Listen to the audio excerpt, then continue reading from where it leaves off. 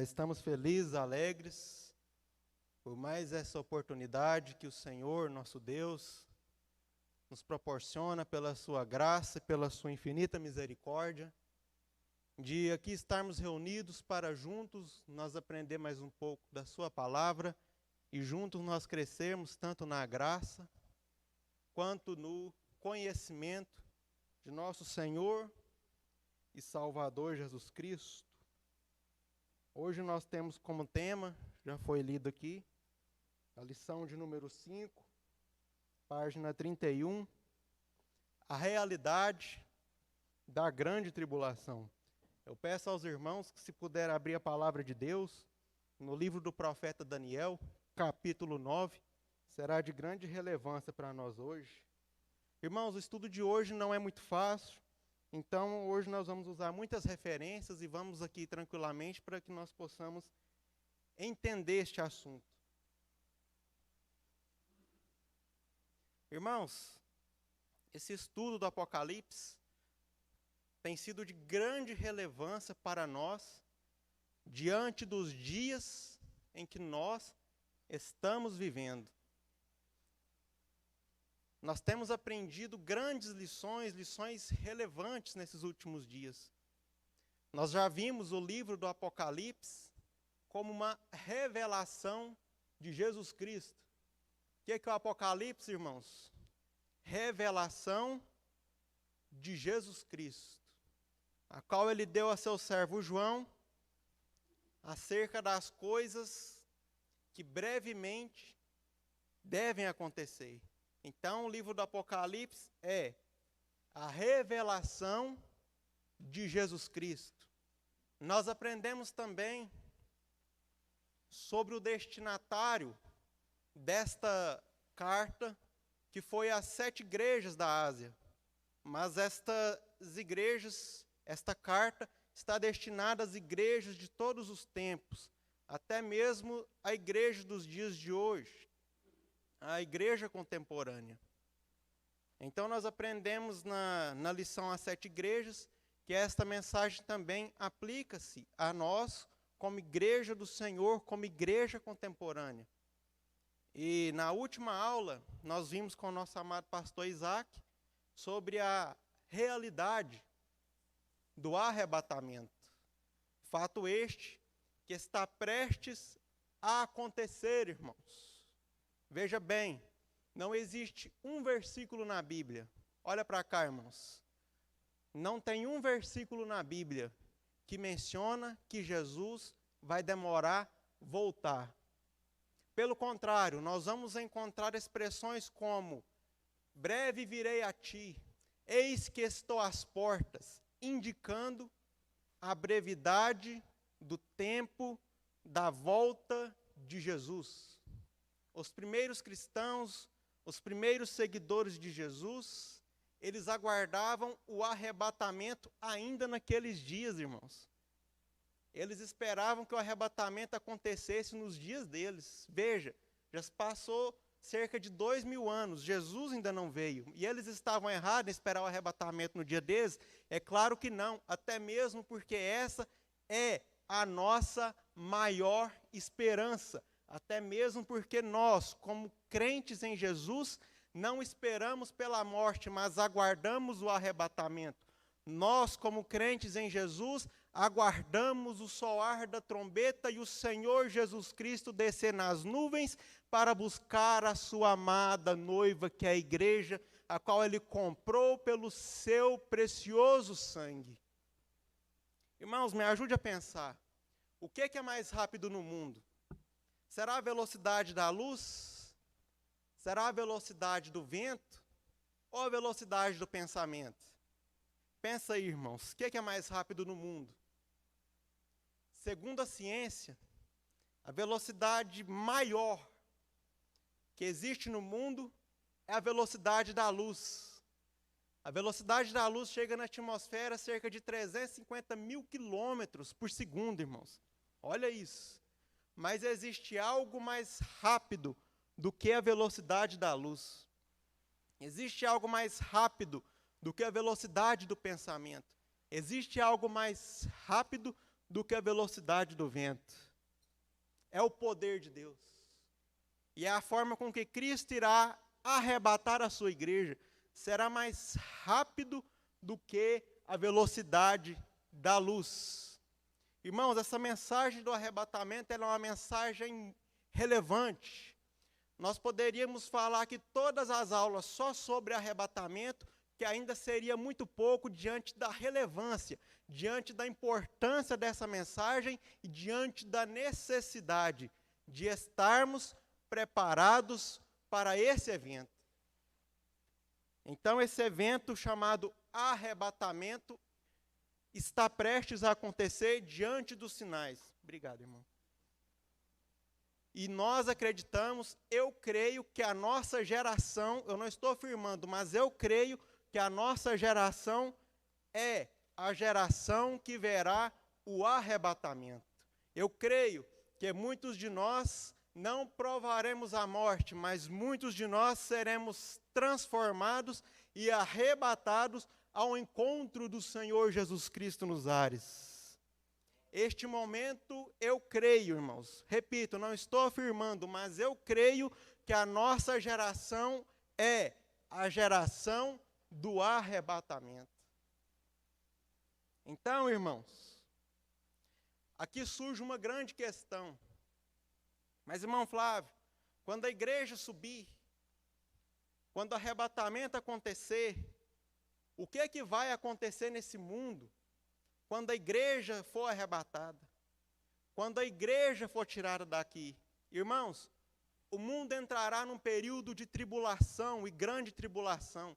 Será um período de 7 anos, dividido em 2 partes. Os primeiros 3 anos e meio é chamado de tribulação. E a segunda parte, a última parte, os outros 3 anos e meio, é chamado de grande tribulação. O profeta Jeremias vai dizer que aquele dia será um dia de angústia para Jacó. A grande tribulação será o momento em que Deus irá lidar, em que Deus irá tratar com a nação de Israel, mas o mundo todo sofrerá junto. Então, irmãos, após o arrebatamento da igreja, o mundo entrará no período da grande tribulação.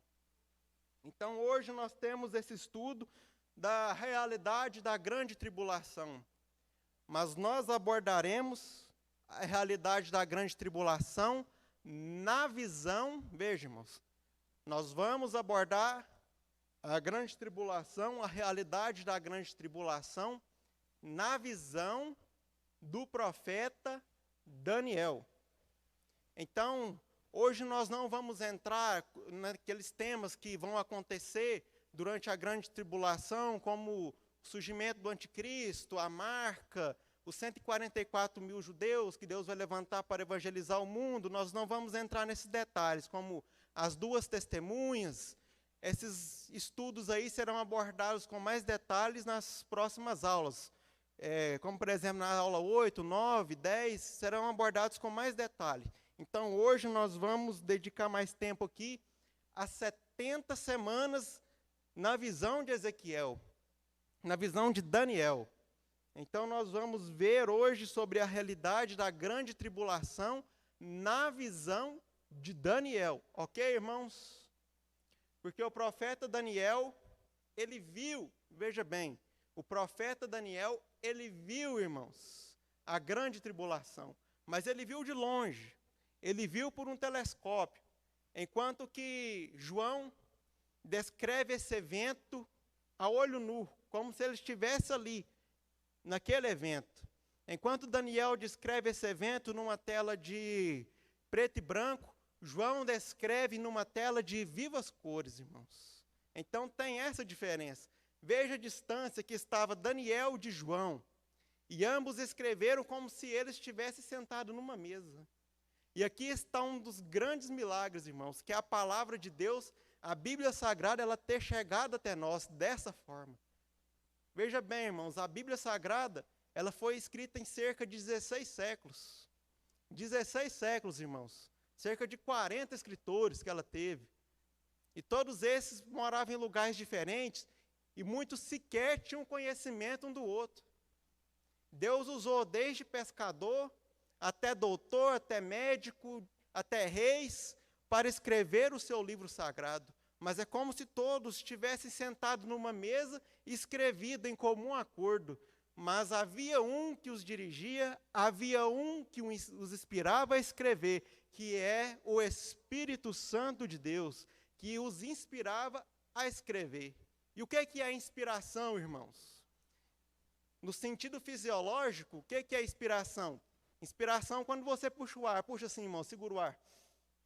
Quando você puxa o ar e segura, você está o quê? Inspirando o ar. Agora, quando você solta, você está o quê? Expirando. Então, os escritores da Bíblia, eles inspiravam, ou seja, Deus os enchia e eles expiravam aquilo que Deus mandava eles falar, escrevendo as palavras do Senhor. Então, podemos ver essa sintonia, essa ligação que tem entre os textos sagrados. Então, o livro de Daniel, ele é um grande companheiro, irmãos, do livro de Apocalipse. Porque o livro do Apocalipse, ele não é um livro, assim, isolado dos demais da Bíblia Sagrada. Todos os livros, eles estão interligados, irmãos.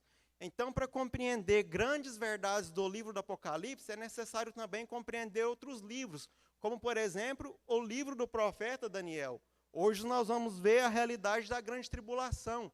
Mas os irmãos devem ter percebido que nós fizemos a leitura do texto de referência no livro do profeta Daniel, mas o acontecimento acontece no livro do Apocalipse, no capítulo 4 em diante do livro do Apocalipse. Então, irmãos, diante disso, nós veremos então a realidade da grande tribulação de acordo com a visão de Daniel, ok? Então, a verdade aplicada já foi lido. Fala que nosso Pai Celestial, que enviou seu Filho Jesus para nos salvar, também livrará o seu povo da ira divina que virá. Então, aqui nós já temos uma ideia que Deus irá livrar a sua amada igreja desse acontecimento chamado grande tribulação, irmãos. Porque Deus é fiel e Ele não nos destinou para a ira. Então, aqui na introdução, diz o seguinte, nós temos aqui a apresentação da lição.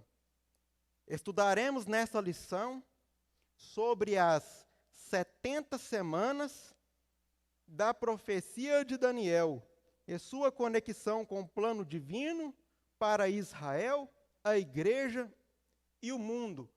Daniel descreve a grande tribulação como sendo a 70ª semana, a semana 70. Então, quando se fala em 70 semanas, dessas 70 semanas, a última é a grande tribulação. Ok, irmãos? Isso na visão de Daniel.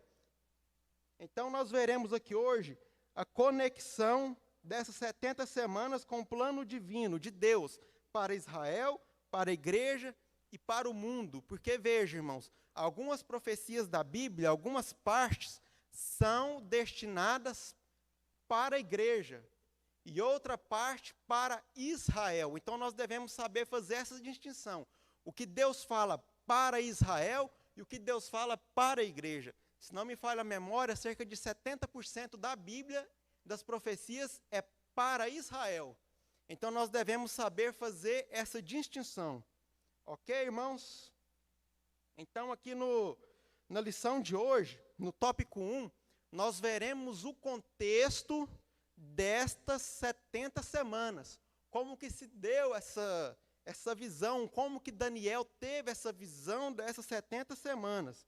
E nós, no tópico 2, nós veremos a aplicação dessas 70 semanas e a sua relação com a nação de Israel.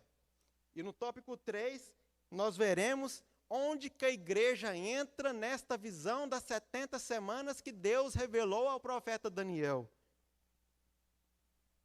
Então, irmãos, aqui no tópico 1, as 70 semanas de Daniel. O estudo acerca das 70 semanas de Daniel é fundamental para entendermos o livro do Apocalipse, principalmente a grande tribulação. Assim, o estudo comparativo acerca das profecias, ou seja, não limitado a somente um livro, contribui para o entendimento sobre os acontecimentos em relação a Israel e à igreja. Então, aqui nós já temos uma ideia do contexto da revelação, e aqui nós temos uma ideia também sobre a importância do estudo comparativo. O que é o estudo comparativo, irmãos? É partir do princípio de que a Bíblia explica a própria Bíblia. Eu vou repetir, se alguém quiser anotar, isso é muito importante, irmãos. Na hora dos irmãos ler a Bíblia, na hora que for interpretar essas profecias, a Bíblia explica a própria Bíblia. Aqui na Assembleia de Deus, o que tem relevância é o que a palavra de Deus diz, é o que a Bíblia diz. Nós nos submetemos a ela. Agora, algumas igrejas, como a Igreja Apostólica Romana, eles ensinam que a igreja está acima da Bíblia, né? Eles dizem que eles que mandam na Bíblia. Mas a palavra de Deus diz que é ela que nos julga, irmãos.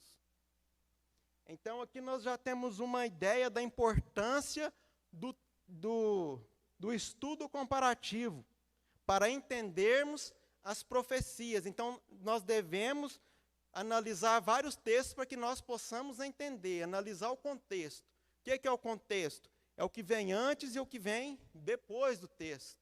Porque nós não podemos pegar um texto isolado da Bíblia e formalizar a doutrina, porque isso é heresia. Então, tudo deve ter um contexto na palavra de Deus. Ok? Então, irmãos, prosseguindo aqui. Tópico 1.1. Daniel clama pela restauração do seu povo. Aqui nós veremos o contexto que se deu estas 70 semanas. Daniel, conhecido como um dos maiores intercessores da Bíblia, está em intensa oração e jejum a Deus, pois baseado nas profecias de Jeremias, entende que a desolação de Jerusalém duraria 70 anos. Daniel, capítulo 9, versículo 2 a 3. Como resposta, Deus envia o anjo Gabriel e mostra a Daniel, na profecia das 70 semanas, a restauração do seu povo, Israel. Mas vai além e revela a Daniel o futuro da nação de Israel e do mundo. Daniel 9, 21, versículo 21 a 27. Quando oramos e nos aproximamos de Deus, com o coração quebrantado e contrito, Deus concede o que precisamos e nos dá, muito além do que pedimos ou pensamos. Efésios capítulo 3, versículo 20. Então, irmãos, aqui nós temos o contexto em que se deu essa visão das 70 semanas que Deus deu a Daniel. Quantos aqui conhecem a história de Daniel? Quantos se lembram dessa história? Daquele jovem que foi tirado lá de Jerusalém por Nabucodonosor e foi levado para a Babilônia no ano 605 a.C. Ali na Babilônia, Daniel serviu primeiramente como estagiário na corte de Nabucodonosor e mais tarde ele veio a servir como conselheiro de reis estrangeiros. Então, todos nós conhecemos essa história de Daniel. Então, irmãos, os primeiros capítulos do livro de Daniel, nós podemos perceber ali uma narrativa sobre a história de Daniel. Nós veremos ali como Daniel sobreviveu na Babilônia, seus amigos.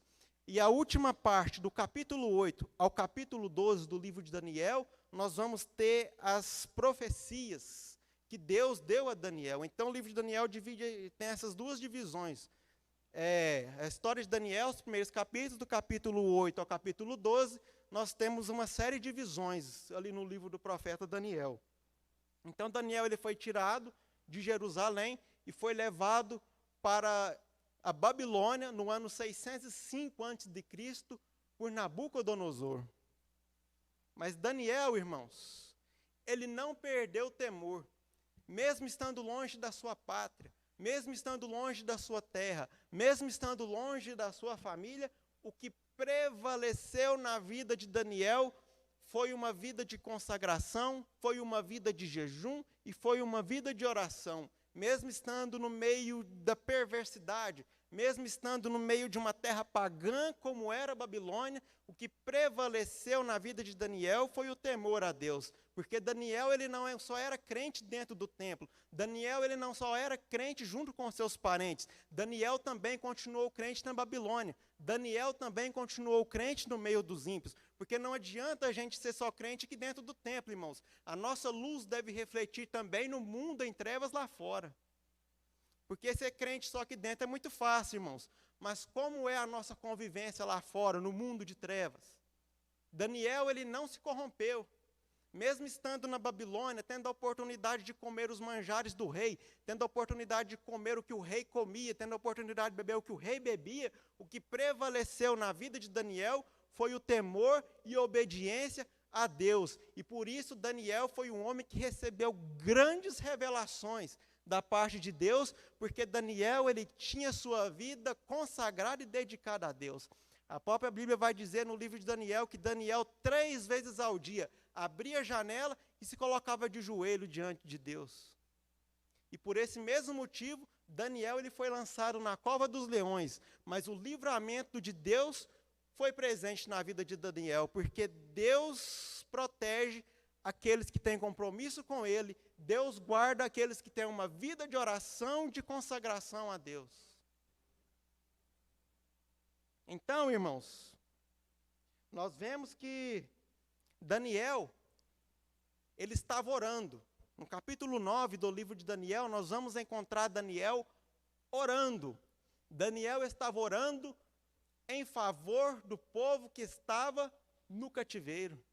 E Daniel, ele tinha em mente, irmãos, veja bem, Daniel, ele tinha em mente as profecias que Deus havia dito pela boca de Jeremias, que o cativeiro de Israel ia durar 70 anos. Daniel conhecia essas profecias que Deus havia dito pela boca de Jeremias. Vamos ler, irmãos, Jeremias capítulo 29, versículo 10 a 14. Quem pode ler para mim, por favor? Jeremias capítulo 29, versículo 10 a 14. Tudo isso faz parte do contexto, irmão, das visões das 70 semanas. Jeremias 29, versículo 10 a 14.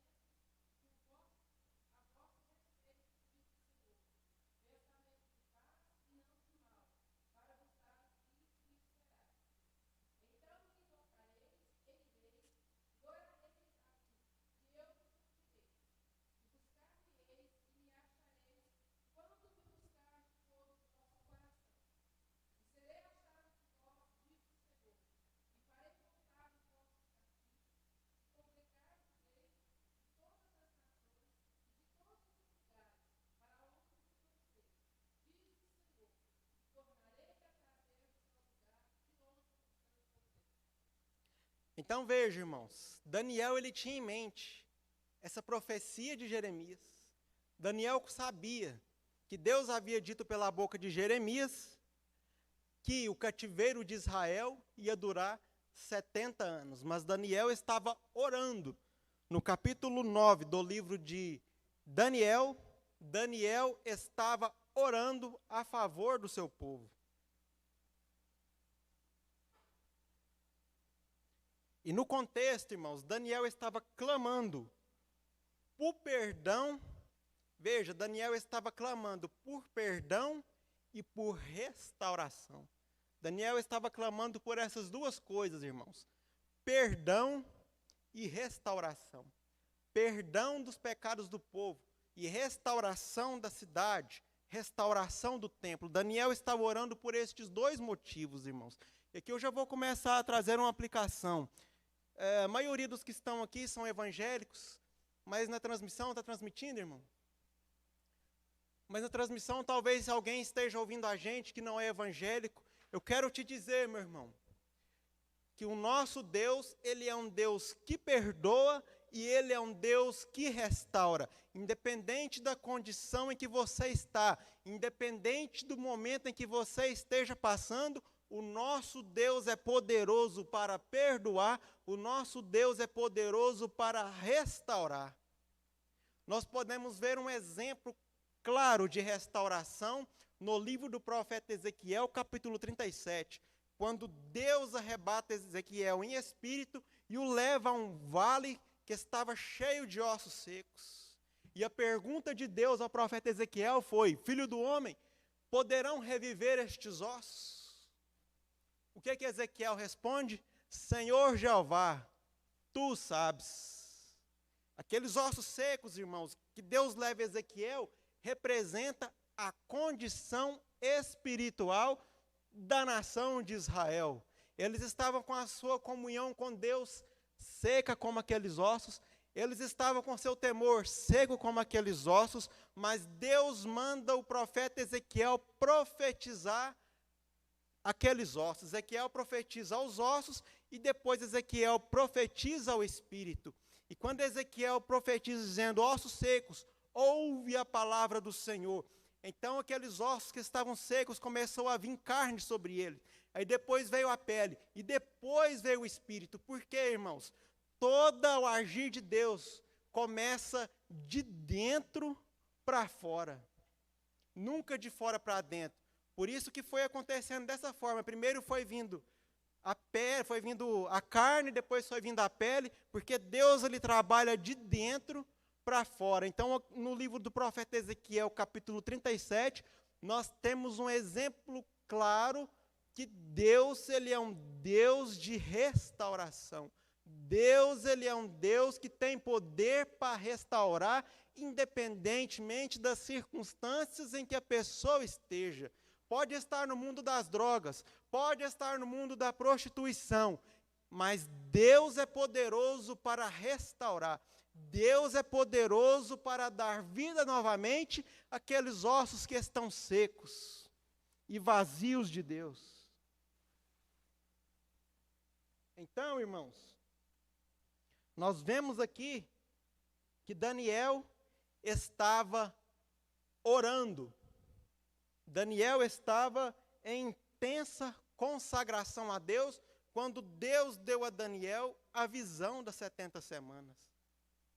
E aqui também nós podemos extrair uma grande lição, uma lição importantíssima sobre oração. A necessidade que tem do crente orar. Irmãos, por que a igreja antiga de algum tempo atrás tinha tantas manifestações espirituais como tinha antigamente? Porque os crentes da igreja antiga oravam mais, irmãos. Buscava mais ao Senhor. E hoje, muitos de nós hoje, irmãos, estamos querendo o quê? Entretenimento. Hoje pode-se contar nos dedos, irmãos, os jovens que são batizados com o Espírito Santo. Quando se fala em congresso, quando se fala em retiro, não falta quem quer ir. Mas quando se fala em dobrar os joelhos, poucos querem ir. Fala que vai ter uma vigília, fala que vai ter um culto de oração para ver. O que não falta é desculpa, irmãos. Porque hoje a gente quer muito oba-oba, muito entretenimento, mas não quer dobrar os joelhos diante de Deus. Quem já leu aquele livro do Leonardo Ravenhill, Por que tarda o pleno avivamento? Alguém já leu? Foi escrito em 1959 por Leonardo Ravenhill. E ali, irmãos, ele explica por que tarda o avivamento na igreja. Foi escrito em 1959, mas é como se ele estivesse vendo a igreja de hoje. E ele vai dizer ali que um dos motivos de tardar o pleno avivamento na igreja contemporânea é porque os crentes deixou de orar. Talvez, irmãos, seja a hora de nós voltarmos a buscar ao Senhor. Talvez seja a hora de voltarmos a colocar a boca no pó e voltar a buscar e a clamar pela presença do Senhor. O grande avivamento só acontecerá em nossos dias quando voltarmos a orar. A vida de Jesus foi uma vida de oração. A vida dos primeiros cristãos, irmãos, podem ler ali no livro de Atos dos Apóstolos, foi uma vida de oração. Pedro era um homem de oração. E numa mensagem só, irmãos, quase 3.000 almas se converteram. Hoje nós temos grandes palestrantes. Hoje nós temos aí os pregadores de internet, de Instagram, de YouTube, que fala como se estivesse falando ao vento. Ninguém se converte, ninguém aceita Jesus, a mensagem não tem impacto. Por quê? Eles têm estudo, mas eles não têm uma vida de oração, não têm unção, irmãos. O estudo é importante, mas a unção, o poder de Deus na nossa vida também é importante, irmãos. Então não devemos jamais deixar de lado de ter uma vida de oração.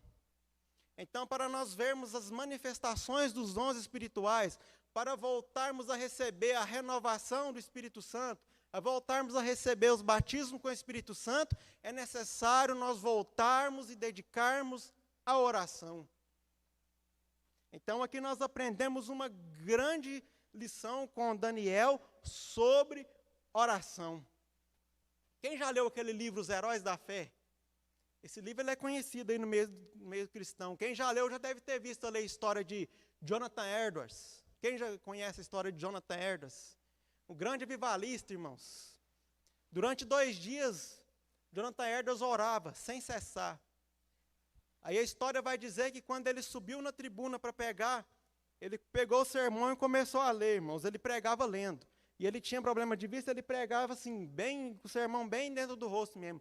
Quando ele começou a ler a pregação, muitos dos ouvintes que estavam ali começaram a se jogar no chão, começaram a abraçar as colunas da igreja, outros se jogavam diante do altar, falando para ele parar de pregar, porque eles pensavam que o juízo final havia chegado e que eles iriam cair no inferno, de tamanha que foi o poder que havia naquela pregação. Por quê? Porque Jonathan Edwards era um homem que orava. Então, talvez seja a hora de voltarmos à oração, irmãos. Eu tenho só 25 anos, mas tem irmãos aqui que têm muito mais anos de crente do que eu. Eu lembro ainda das vigílias que a gente fazia lá na roça. E teve um dia, irmãos, que Jesus, se não me falha a memória, batizou 14 irmãos, numa vigília só com o Espírito Santo. Foi 14, irmão Miguel? Foi 14, irmãos. Jesus batizou 14 num dia só com o Espírito Santo. Por quê? Porque a gente buscava, porque a gente se voltava a Deus. A gente orava, irmãos. A gente não se preocupava com mais nada, a não ser ter uma vida de oração. Por isso nós tínhamos tantas manifestações espirituais em nosso meio. Então Daniel estava orando, irmãos. E Deus revela o além a Daniel. Ele teve a visão das 70 semanas, dos 70 anos, mas quando Daniel estava orando, Deus revela além. Porque quando temos uma vida de oração e dedicação a Deus, Deus faz além do que pedimos ou pensamos. Então Deus revela algo além a Daniel. Deus mostra o futuro, irmãos. Deus mostra o futuro a Daniel. David Wang Shu diz o seguinte: chegou a hora de compreendermos que a oração é a fonte do poder. Chegou a hora de permitirmos que o Espírito Santo opere em nós um novo quebrantamento e submissão a Deus. Chegou a hora de aprendermos a exercitar nossa autoridade espiritual, procurando impedir a operação dos demônios. Chegou a hora de orarmos. Então, aqui finalizando o ponto 1.1, nós vimos que Daniel estava orando e a importância da oração na nossa vida. Então, aqui no tópico 1.2, irmãos, nós veremos agora a identificação das 70 semanas. Então, veja, tópico 1.2. O livro do Apocalipse não é uma ilha de revelação.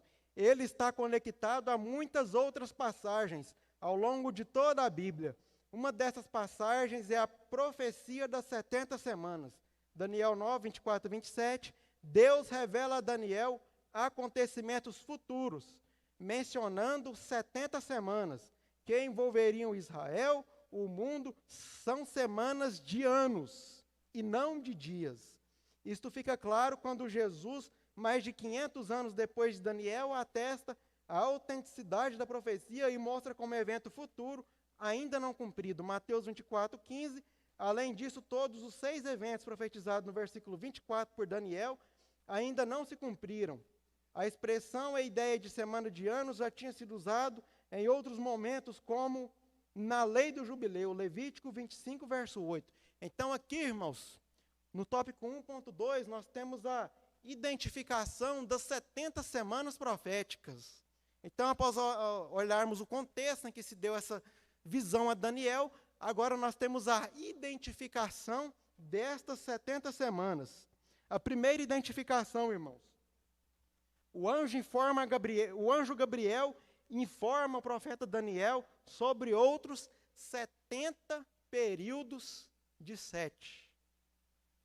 490 anos para a completa restauração. A segunda identificação, as 70 semanas, se refere a Israel e Jerusalém, irmãos. Como podemos ver no versículo 24. Alguém pode ler, por favor, o versículo 24, Daniel capítulo 9? Daniel 9, 24.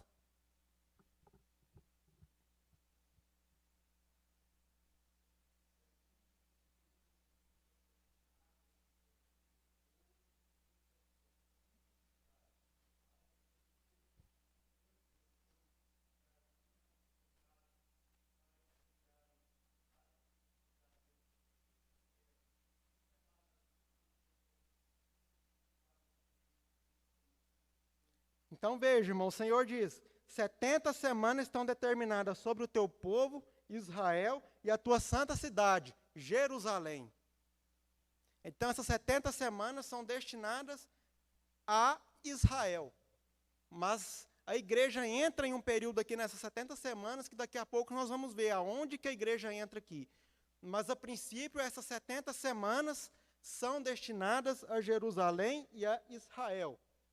E a terceira identificação, irmãos, dessas 70 semanas, que são semanas de anos, e não de dias, ok? Essas 70 semanas são semanas de anos, e não de dias. A quarta identificação são os alvos. O versículo 24, nós vamos encontrar 6 alvos. O pastor Isaac já leu, os irmãos devem ter percebido aqui, 6 alvos. Diz assim, 70 semanas estão determinadas sobre o teu povo, sobre a sua cidade. Agora vem os alvos, são 6. Para extinguir a transgressão, primeiro, dar fim aos pecados, segundo, expiar a iniquidade, terceiro, trazer a justiça, quarto, selar a visão, quinto, e a profecia, e ungir os santos dos santos, sexto. Então aqui, irmãos, nós vamos encontrar os 6 alvos da profecia, que são 6. Os 3 primeiros alvos aqui de Daniel 9, 24, trata com a questão do pecado. Os 3 primeiros lidam com a questão dos pecados. Os 3 primeiros alvos, irmãos, veja aí. Para extinguir a transgressão, dar fim aos pecados e expiar a iniquidade. Esses 3 primeiros alvos lidam com a questão do pecado. Porque antes de Deus realizar qualquer outra coisa no ser humano, primeiro Deus lida com a questão do pecado. Então aqui nós temos a identificação dessas 70 semanas, que são semanas de anos, ok? E não de dias. Então, tendo isso em mente, nós vamos agora para o tópico 1.3. A última semana e a grande tribulação. Ao debruçarmos sobre a última semana das 70 semanas de Daniel, Daniel 9, 27, entendemos que ela corresponde ao livro do Apocalipse a partir do capítulo 4. Deus revelou a Daniel, assim como a João, sobre a grande tribulação, com a diferença que Daniel recebe uma revelação breve e sem pormenores, enquanto que João recebe uma revelação detalhada dos acontecimentos. Isso mostra como Daniel e Apocalipse se completam, e um confirma o outro.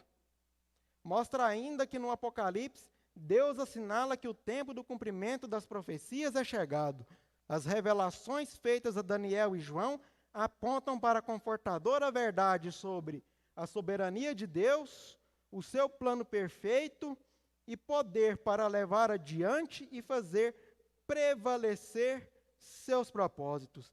Então, aqui no tópico 1.3, nós temos aqui a última semana. Quando chega na última semana, irmãos, aqui já se passou 69 semanas. Porque a última semana é a grande tribulação. É o que nós veremos aqui já no tópico 2. Então, quando fala da grande tribulação, já se passaram 69 semanas. Então, aqui nós podemos ver que Deus ele é soberano para levar adiante o seu plano perfeito e fazer prevalecer seus propósitos. Então, aqui nós devemos entender que os propósitos de Deus não podem ser anulados. Deus não é homem para que minta, nem filho de homem para que se arrependa. Porventura diria o Senhor e não faria, ou falaria e não confirmaria. Então, todas as profecias bíblicas irão se cumprir no tempo determinado por Deus. Jó 42:2, Jó vai dizer assim: bem sei eu que tudo podes, e nenhum dos teus planos pode ser frustrado. Então, nenhum dos planos do Senhor será frustrado. Se Deus fez um plano na sua vida, irmãos, permaneça crente, permaneça na presença de Deus, porque o Deus que promete é o Deus que cumpre. Então, nós aprendemos aqui que Deus é fiel para cumprir aquilo que Ele fala e aquilo que Ele promete. Então, finalizando aqui o tópico 1, nós vimos que o estudo acerca das 70 semanas de Daniel é fundamental para entendermos o livro do Apocalipse, principalmente a grande tribulação. Ok, irmãos? Agora nós veremos essas 70 semanas e a sua aplicação para Israel. Aplicação dessas 70 semanas para Israel. Tópico 2. As 70 semanas e Israel. Como resposta ao clamor de Daniel, pelo fim do cativeiro do seu povo, Deus envia o anjo Gabriel e revela a Daniel a restauração de Israel, e vai além, e mostra o futuro da nação até que chegue o reino teocrático do Messias. Essa profecia se divide em 3 partes ou etapas. Os sábios deste mundo não entendem estas coisas, mas Deus revelou aos seus pequeninos os seus mistérios. Então, irmãos, Daniel, ele estava orando, clamando. Daniel, ele não suportava mais ver a aflição do seu povo, longe da sua pátria, longe da sua terra, longe do templo. Então, Daniel, ele estava orando pelo seu povo quando Deus deu essa visão das 70 semanas a Daniel. E como resposta, irmãos, Deus envia o anjo Gabriel. Daniel capítulo 9, Deus envia o anjo Gabriel e Deus revela a Daniel, irmãos, a restauração de Israel. Mas vai além. Além de Deus revelar a restauração de Israel, Deus revela o futuro, irmãos. Deus revela o futuro a Daniel, porque ele estava orando em consagração a Deus. E essa profecia, irmãos, do capítulo 9, ela se divide em 3 etapas, em 3 partes. É o que nós veremos aqui no tópico 2. Essa profecia se divide em 3 etapas. Aqui no tópico 2.1, essa profecia se divide em 7 semanas. A primeira parte dessa profecia são 7 semanas, que são a restauração. A segunda parte dessa profecia são 62 semanas, que é a vinda e ascensão do Messias. E a terceira parte, que é a última semana e a grande tribulação.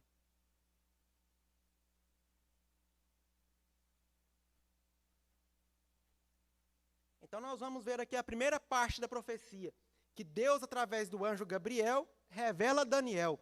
Profecia das 70 semanas, falando do futuro, ok, irmãos? Tópico 2.1. 7 semanas, restauração. Então aqui nós temos a primeira parte da profecia que Deus deu a Daniel. A chave para entender esta primeira parte da profecia, que fala de 7 semanas, está no texto. Desde a saída da ordem para restaurar e para edificar Jerusalém, até o Messias, o príncipe, 7 semanas. Daniel 9, 25. Acreditamos que essa profecia inicia o seu curso em 445 antes de Cristo, na ordem de Artaxerxes para restaurar Jerusalém. Neemias, capítulo 2, verso 1 a 8. Notemos que mesmo fazendo parte do plano de Deus e contando com a sua operação, a restauração e edificação de Jerusalém ocorreu em tempos angustiosos. Uma importante lição para nós, que fomos chamados para cumprir a missão, tendo a promessa do Senhor de estar conosco e do poder do Espírito Santo, no contexto da indiferença, perseguição e lutas. Então aqui, irmãos, nós temos a primeira parte desta profecia que Deus entregou a Daniel sobre as 70 semanas. A primeira parte são 7 semanas, de acordo com o que está em Daniel 9, 25. Daniel 9, 25. Vai dizer assim, ó. Desde a saída da ordem para restaurar e para edificar Jerusalém até o Messias, o príncipe, 7 semanas e 62 semanas. Então, a primeira parte da profecia são 7 semanas. A segunda são 62 semanas. Ok, irmãos? Então, essas 7 semanas, veja bem, a primeira parte, 7 semanas. Essas 7 semanas, a primeira etapa, se cumpriu na restauração de Jerusalém por Neemias, por ordem do rei Artaxerxes. Essas 7 semanas equivale a 49 anos. Então, essa primeira parte da profecia, as 7 semanas de restauração, já se cumpriu, que foi com a restauração de Jerusalém no tempo de Neemias. Ok, irmãos? Artaxerxes dá uma ordem para Neemias voltar a Jerusalém. Podemos ver isso no livro de Neemias, capítulo 2, versículo 1 a 8, quando o rei dá essa ordem a Neemias, e ele então vai reedificar Jerusalém.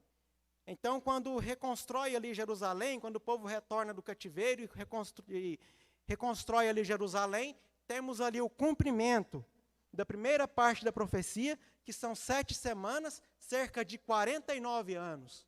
Ok, irmãos? Então, essas 7 semanas, que a restauração já se cumpriu, essa primeira parte da profecia. Então, agora nós vamos ver a segunda parte da profecia. A segunda etapa, que são 62 semanas. Preste bem atenção nisso aqui, irmãos. Isso aqui é um pouco difícil de entender, mas nós vamos entender com a graça de Deus. São 62 semanas. A segunda parte são 62 semanas. Que vai da vinda, que vai da restauração de Jerusalém até a primeira vinda de Jesus. Tópico 2.2. 62 semanas, vinda e ascensão do Messias. A segunda parte da profecia, observa aqui, irmãos, a segunda parte da profecia mostra 62 semanas, 434 anos, desde a saída da ordem para restaurar e para edificar Jerusalém, até o Messias, o príncipe, 7 semanas e 62 semanas. Daniel 9, 25. Vemos que esta segunda parte se cumpre da restauração de Jerusalém até o tempo de Cristo. Porém, os tempos angustiosos continuaram, tendo em vista que, embora os judeus receberam autorização para retornar a Jerusalém e reedificá-la, permaneceram sob julgo de vários impérios, como o Império Romano, conhecido por sua crueldade e violência. A profecia mostra o Messias vindo e saindo do cenário profético e depois a cidade de Jerusalém sendo destruída. Daniel 9, 26. O que se cumpriu em 70 depois de Cristo, quando Roma destrói Jerusalém. Assim vemos como vem se cumprindo várias profecias de Daniel ao longo da história. Para nós é um consolo saber que tudo que Deus nos prometeu também se cumprirá. Marcos 13:31.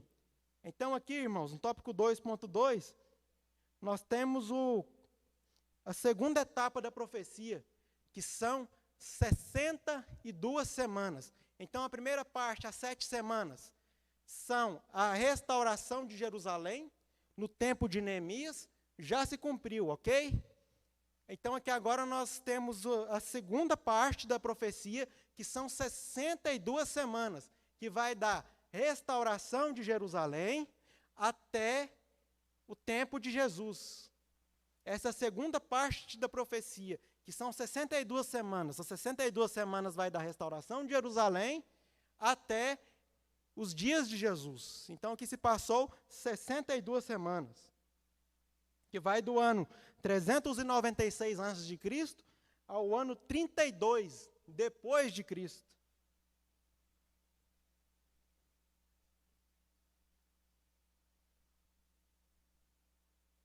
Então aqui nós podemos ver, irmão, a segunda etapa a segunda etapa que vai da restauração até Jesus. Então aqui, 62 semanas da restauração até Jesus, mais 7 semanas, deu o quê? 69. Então aqui já se cumpriu 69 semanas. Então da visão de Ezequiel, 69 já se cumpriu. Então podemos ver aqui que para nós, irmãos, é um consolo saber que tudo que Deus nos prometeu também se cumprirá. N. Oslo comenta assim, 62 setes, ou seja, 434 anos sacro. Este período teve início logo após o período de 49 anos e continuou sem interrupção até o tempo quando Jesus, o Messias, foi morto. Então, esse tempo das 62 semanas vai da restauração até os dias de Jesus, irmãos. Ok? Então, aqui já se passou 69 semanas, das 70 semanas que Deus revela a Daniel, no capítulo 9. 69 já se passou. 7 semanas da restauração, mais 62 vai da restauração até Jesus. Então, que deu 69 semanas. 62 mais 7 deu 69. E essa 69 já se cumpriu. Ok, irmãos? Então, agora nós vamos para a última parte desta profecia, que é a última semana, a 70ª semana, semana 70, que é a grande tribulação. Tópico 2.3, a última semana. A terceira e última divisão da profecia mostra a última semana das 70 semanas. Daniel 9:27. Nela vemos que Israel fará uma aliança com o anticristo e ele firmará um concerto com muitos por uma semana. Esta aliança será rompida depois de 3 anos e meio. E na metade da semana fará cessar o sacrifício e a oferta de manjares, culminando com a batalha do Armagedon e a derrota do anticristo pelo Messias que virá. E sobre a asa das abominações virá o assolador. É isso até a consumação. E o que está determinado será derramado sobre o assolador. Assim como no passado, muitas lutas e sofrimentos ainda acontecerão ao povo de Deus, mas haverá o tempo de restauração e plenitude quando finalmente reconhecerem Jesus como seu Messias prometido. Precisamos continuar orando e evangelizando, não apenas o povo judeu, mas todas as nações, no poder do Espírito Santo, até que Cristo venha. Então aqui nós temos a 70ª semana, a última semana, irmãos, que será a grande tribulação. É a última semana das 70 semanas da visão de Daniel. Então 69 semanas já se cumpriram, 69 semanas já aconteceu. E resta apenas uma para se cumprir, que será a grande tribulação. Que será o tempo em que Deus irá lidar, em que Deus irá tratar com a nação de Israel.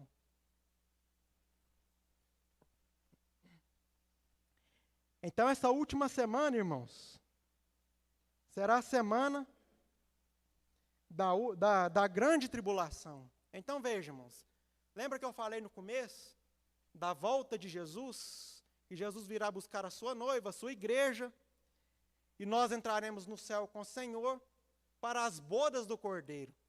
Serão 7 anos de festa, irmãos. A igreja, de acordo com o que está em 2 Coríntios 5,10, a igreja, após ser levada por Jesus até o céu, passará pelo tribunal de Cristo, mas não para ser julgada, mas para ser coroada. Serão 5 níveis diferentes de coroa que a igreja receberá de acordo com o nosso trabalho feito por Deus aqui na terra, irmãos. Serão 5 níveis de coroa diferentes. São coroa, olha para os irmãos ver. Coroa incorruptível, coroa de glória, coroa da alegria, coroa da justiça, coroa da vida. Serão 5 níveis de coroa que nós receberemos ali no céu. E iremos então para as bodas do Cordeiro. E o mundo entrará no período da grande tribulação. Aí então terá cumprimento a última semana das 70 semanas da visão de Daniel. E na grande tribulação, irmãos, Deus irá tratar com a nação de Israel. Após a igreja ser arrebatada, vai aparecer quem aqui no mundo? O anticristo, a primeira besta. Só que o anticristo ele não vai aparecer como uma figura maldosa, não, irmãos. Ele vai aparecer como um homem eloquente. Ele vai aparecer, irmão Miguel, como sendo a solução para os problemas do mundo. Primeiro ele vai iludir o mundo, primeiro ele vai enganar o mundo. Os primeiros 3 anos e meio, irmão Derito, o anticristo ele vai, com sua inteligência, com a sua oratória, ele vai enganar o mundo inteiro. E tem mais, irmãos. Ele vai fazer uma aliança com a nação de Israel.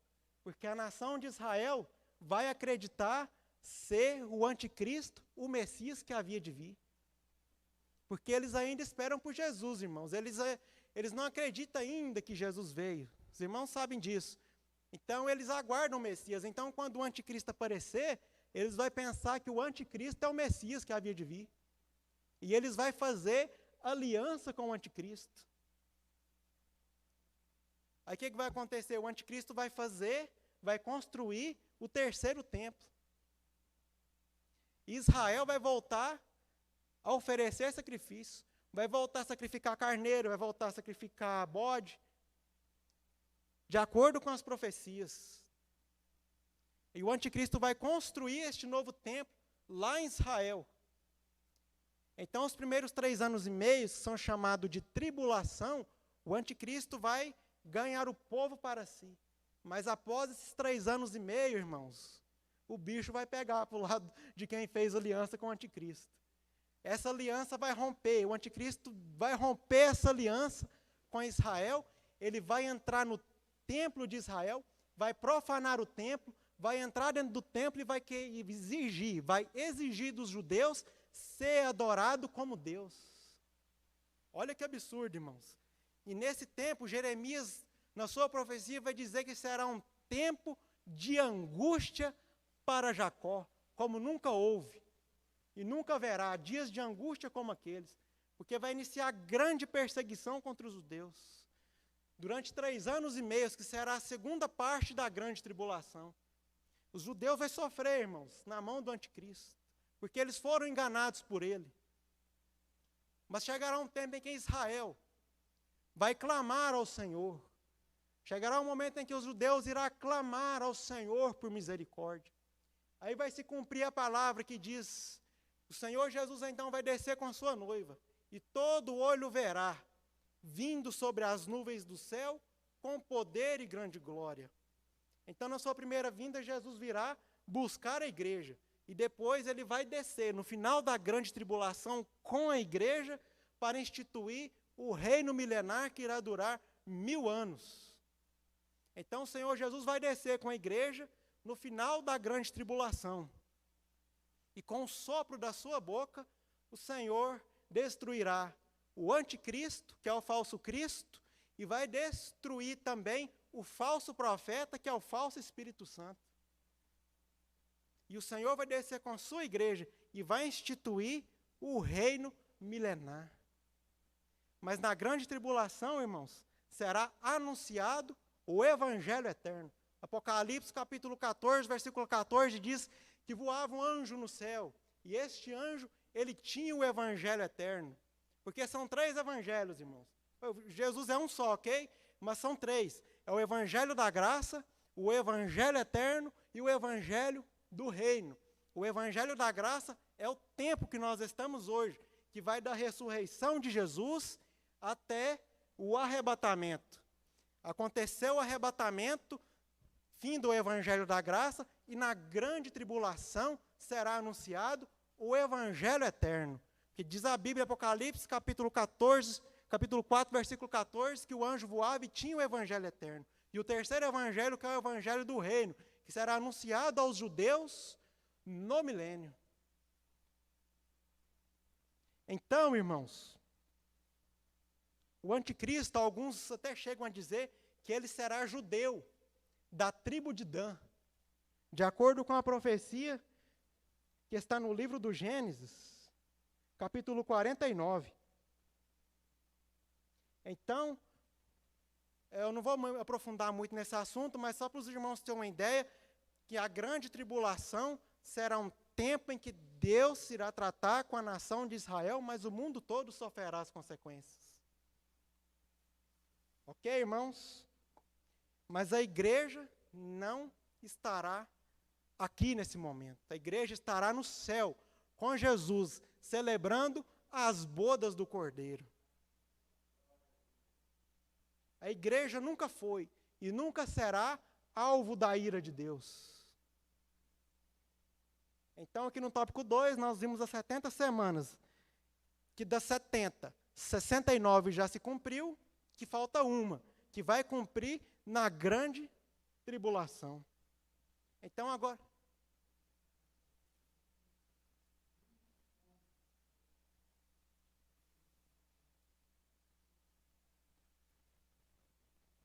Exatamente, irmão.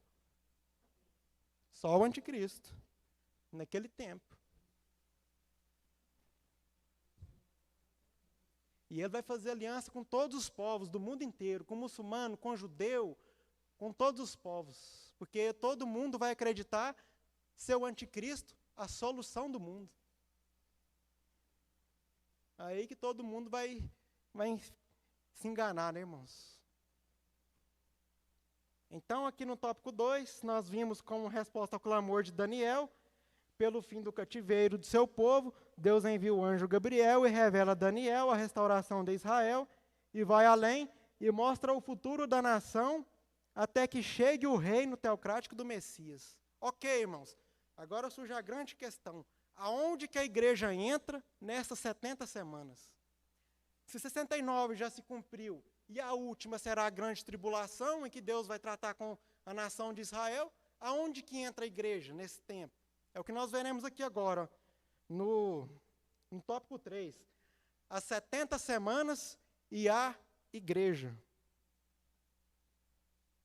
Com o fim da segunda parte da profecia das 70 semanas, se inicia um intervalo profético entre a 69ª e a 70ª semana.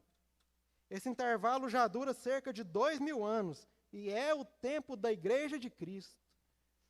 A Daniel não foi revelado em detalhes acerca desse período, mas ao apóstolo Paulo foi manifestado pelo Espírito Santo. Romanos 11, 25. Devemos encarar com responsabilidade o tempo que temos e usá-lo com sabedoria. Salmo 90, verso 12. Pois é uma dádiva e pertence a Deus. Então aqui nós vemos, irmãos, aonde que a igreja entra no período destas 70 semanas. 69 semanas já se cumpriu, ok, irmãos? A primeira parte, 7 semanas, restauração de Jerusalém no tempo de Neemias. Segunda parte da restauração até Jesus Cristo, 62 semanas. Já se cumpriu. Então agora falta apenas uma, que é a 70ª semana, a semana 70, que irá se cumprir. Então, nesse intervalo entre a 69ª e a 70ª, entre a semana 69 e a semana 70, está a igreja, o tempo da igreja. E nesse intervalo está o tempo da igreja, entre a 69ª e a 70ª semana. E já se passaram 2000 anos, irmãos, que nós estamos nesse intervalo, da semana 69 até a semana 70. Então, nós podemos aí já ter uma ideia da proximidade do tempo da volta de Jesus, irmãos. Já se passaram 2000 anos de intervalo de tempo da semana 69 até a semana 70. Então, aqui, irmãos, Daniel não teve uma visão muito clara sobre o tempo da igreja, mas quem teve essa visão clara foi o apóstolo Paulo. Está lá em Romanos, capítulo 11, versículo 25. Quem pode ler, por favor? Romanos, capítulo 11, versículo 25.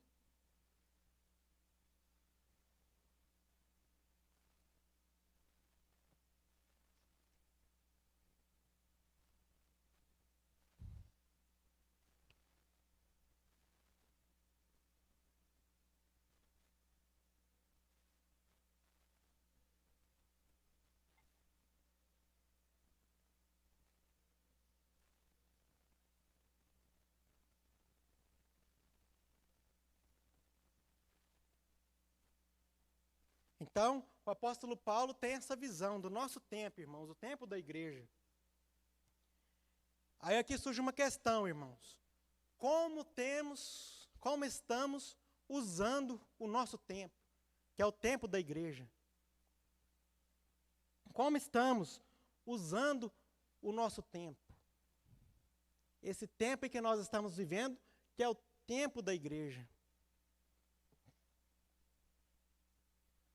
Prosseguindo, irmãos, tópico 3.1. A igreja não é alvo das 70 semanas. As 70 semanas de Daniel são um tratamento de Deus com Israel e com a cidade de Jerusalém, e não com a igreja de Cristo. 70 semanas estão determinadas sobre o teu povo e sobre a tua santa cidade. Daniel 9:24. A igreja sequer existia nesse momento e surge na história com o fim da 69ª semana, marcada pela morte e consequente ressurreição do Messias. Depois das 62 semanas será tirado o Messias e não será mais. Daniel 9:26. A prioridade do cristão nesse tempo da igreja é ser cheio do Espírito Santo e ser testemunha de Jesus. Então, o que nós vemos, irmãos, que a igreja não é alvo das 70 semanas. A igreja não é alvo da última semana, da profecia de Daniel.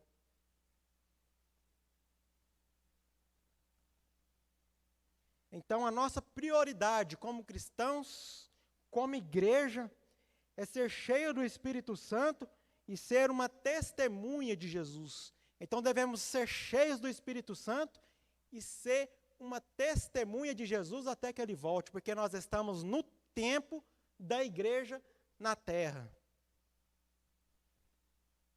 O pastor Antônio Gilberto comenta o seguinte: esse tempo indefinido entre as semanas 69 e 70 é contado como parte delas, como está bem claro mediante o exame dos versículos 26 e 27. Tal tempo não está determinado até o fim, já vai para 2000 anos. E esse tempo em que a igreja está sendo constituída, edificada e preparada para ser arrebatada da terra para o céu. Então, esse tempo é o tempo em que Deus está edificando, em que Deus está preparando a igreja, irmãos. Nesse tempo da igreja, entre a semana 69 e a semana 70. Tópico 3.2. A igreja não é alvo da ira divina. Irmãos, a igreja nunca foi e nunca será alvo da ira divina. Tem muitas pessoas ensinando por aí, irmãos, talvez os irmãos até já já ouviram alguns ensinos aí? Pessoas ensinando, pastores aí conhecidos ensinando que a igreja vai passar pela grande tribulação, irmãos. Irmãos, a igreja não entrará na grande tribulação. Por que a igreja não vai entrar? Nós podemos ver alguns exemplos claros na Bíblia, irmãos. Noé e sua família subiram na arca antes do dilúvio. Então, antes do dilúvio acontecer, Noé e sua família subiram na arca e eles não entraram na condenação junto com o mundo. A Bíblia vai dizer que nenhuma condenação há para os que estão em Cristo Jesus. Uma vez que aceitamos Jesus como nosso Salvador, nenhuma condenação há, irmãos. Então a igreja não entrará na grande tribulação. Outro exemplo, Ló e sua família foram tirados de Sodoma antes de Sodoma ser destruída. Outro exemplo, irmãos, Isaías 57:1, o justo é levado antes que venha o mal. Jesus disse também em Lucas 21:36, que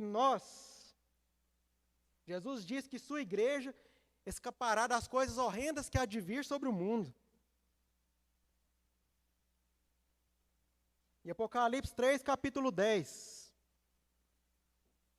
o Senhor Jesus diz: te guardarei da hora da tentação que há de vir sobre o mundo. Então, vale esse ensino aqui, irmãos. Então, se os irmãos ouvirem alguém ensinando que a igreja vai entrar na grande tribulação, que Jesus vai vir depois da grande tribulação, não é verdade, irmãos. A igreja será arrebatada antes da grande tribulação. Aí surgem alguns grupos de estudo. Existem aqueles que são pré-tribulacionistas, nós, assembleianos, arminianos, nós somos pré-tribulacionistas. Acreditamos, confiamos nas promessas do Senhor, na sua palavra, que a igreja não passará pela grande tribulação e será arrebatada antes. Existem aqueles que são midi-tribulacionistas, ensinam que o arrebatamento acontecerá durante a grande tribulação. Isso aí, existem aqueles que também que são pós-tribulacionistas, ensinam que o arrebatamento será depois da grande tribulação.